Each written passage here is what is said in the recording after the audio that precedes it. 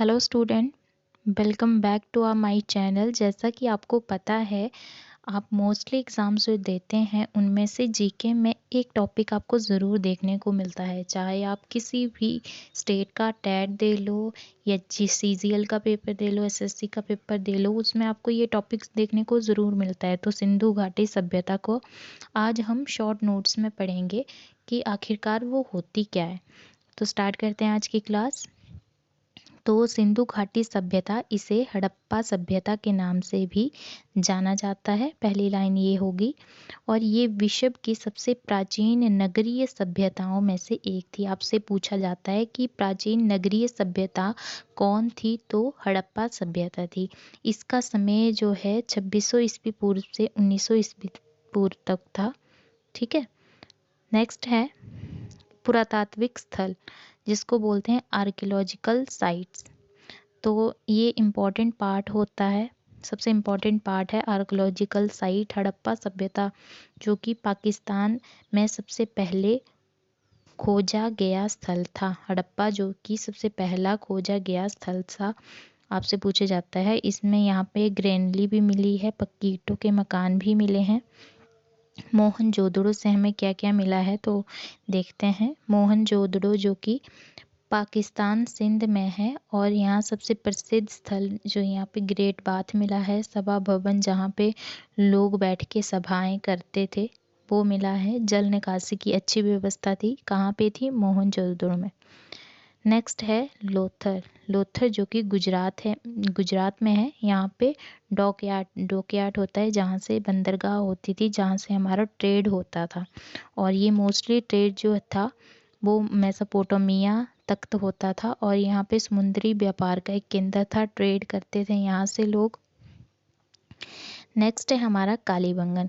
कालीबंगन जो कि राजस्थान में है। यहाँ पर जुते हुए खेत, मतलब हल से जो है यहाँ पे खेती किए जाती थी। और यहाँ पे अग्निकुंड भी मिले हैं। धौलावीरा जो कि गुजरात में था, और जल संरक्षण की व्यवस्था यहाँ पे थी, और बड़े जलाशय भी यहाँ पे मिले थे। तो अपने मेन पॉइंट ही याद रखने हैं। और राखीगढ़ी जो कि हरियाणा में है, और यहाँ भी महत्वपूर्ण स्थल जो है मिले हैं। यहाँ की अगर अब हम नगर योजना देखते हैं, तो ये बहुत बार यहाँ से क्वेश्चन पूछा जाता है। तो यहाँ की सभ्यता की सबसे बड़ी विशेषता थी, यहाँ पे उन्नत नगर योजना थी। ठीक है। आगे हम इसकी विशेषता देखते हैं। तो यहाँ की सड़कें जो हैं सीधी होती थी, एक दूसरे पर समकोण मतलब ट्रायंगल पर काटी थी। ग्रिड पैटर्न था। पक्की ईंटों का प्रयोग किया जाता था, और ढकी हुई नालियाँ थी। और हर घर में स्नानागार मतलब बाथरूम होते थे नहाने के लिए, और कुएं होते थे। ठीक है। तो विशेषता ये थी। शहर को दो भागों में बांटा जाता था। एक जिसको बोलते हैं सिटाडेल बोलते हैं, दुर्ग क्षेत्र, जिस ऊंचा भाग होता था। यहाँ पर प्रशासनिक और सार्वजनिक भवन थे। और निचला नगर जिसको लोअर टाउन बोलते थे, आम लोग जैसे गरीब लोग, आम लोग जो होते हैं यहाँ पे रहते थे। और यहाँ पे जो बड़े लोग थे वो रहते थे। ठीक है। और यहाँ पे जो छोटे लोग थे वो रहते थे। नेक्स्ट है हमारा यहाँ पे आंतरिक और बाह्य व्यापार। ये बहुत इम्पॉर्टेंट है। यह सभ्यता विभिन्न नगरों के बीच, मतलब यहाँ पर विभिन्न नगरों के बीच में व्यापार होता था। ठीक है। कौन कौन से नगर थे यहाँ पे, किस किस चीज़ का, मतलब हड़प्पा जो मोहनजोदड़ो, लोथल, धौलावीरा, वस्तुएं क्या क्या थी, किसका ट्रेड होता था? अनाज, मिट्टी के बर्तन, मनके का ट्रेड होता था। ठीक है। कपड़े का, धातु उपकरण। यहाँ पे विदेशों से भी व्यापार होता था। लोग जो हैं विदेशों से भी व्यापार करते थे। व्यापार का मुख्य क्षेत्र क्या क्या था? तो मेसोपोटामिया और अफगानिस्तान और इराक इसके प्रमुख क्षेत्र थे। और आयात क्या किया जाता था? तो यहाँ पे आयात जो किया जाता था, सोना, चांदी, तांबा, कीमती पत्थर। और निर्यात कपास, मनके और मोहरें, जो आपको मैंने ऊपर भी पढ़ा दिया है। नेक्स्ट है कलात्मक उपलब्धियां। तो सिंधु घाटी सभ्यता बहुत कला में सिंधु घाटी सभ्यता के लोग जो थे कला में बहुत ही उन्नति करते थे और उनके पास बहुत सी ऐसी टेक्निक थी। उन्होंने कला के क्षेत्र में महत्वपूर्ण योगदान दिया है, जिसमें आपको उदाहरण के लिए कांसे की नर्तकी की मूर्तियां जो आपको देखने को मिलती हैं मोहनजोदड़ो से मिली थी और बहुत ही फेमस थी। तो आपसे एग्जाम में भी पूछा जाता है कि कांसे की नर्तकी की मूर्तियां डांसिंग गर्ल कहाँ से प्राप्त हुई थी, तो मोहनजोदड़ो से। और एक दाढ़ी वाला पुरुष जो पत्थर की मूर्ति थी, मोहरें थी, पशुओं की आकृति थी, एक सींग वाला बैल भी था और यहाँ पे लिपियां भी हमें देखने को मिलती थी, मिट्टी की मूर्तियां भी थी और पशु पक्षियों की या मतलब प्रकृति की पूजा भी हमें यहाँ पे देखने को मिलती है।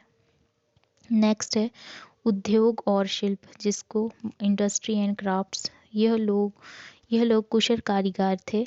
प्रमुख उद्योग मनका, धातुएं, मिट्टी के बर्तन, कपड़ा, कांस्य उद्योग, यहाँ पे बहुत सारे उद्योग थे। शिल्प, यहाँ पे क्या शिल्प कला की जाती थी? आभूषणों का निर्माण किया जाता था, मूर्तियों का, खिलौनों का और गाड़ियों का निर्माण किया जाता था खिलौनों के रूप में। बाकी हम समाजीकरण सोशल के बारे में पढ़ेंगे। यहाँ ये मतलब टॉपिक कंसेप्चुअल है, मतलब इसमें से क्वेश्चन ज़रूर देखने को मिलता है। सिंधु घाटी सभ्यता में समाज व्यवस्थित था। संभावित वर्ग, यहाँ पे क्या होता था? शासक वर्ग होता था, व्यापारी होता था, कारीगर वर्ग होता था और किसान वर्ग होता था और मजदूर वर्ग होता था। प्रमाण क्या क्या देखने को मिलते थे? घरों के आकार में अंतर, तभी हमारे सामाजिक भेदभाव देखने को मिलता है। दुर्ग क्षेत्रों और निचले नगर, मैंने आपको बताया दो टाइप्स में हमारे टाउन का डिवाइडेशन किया था।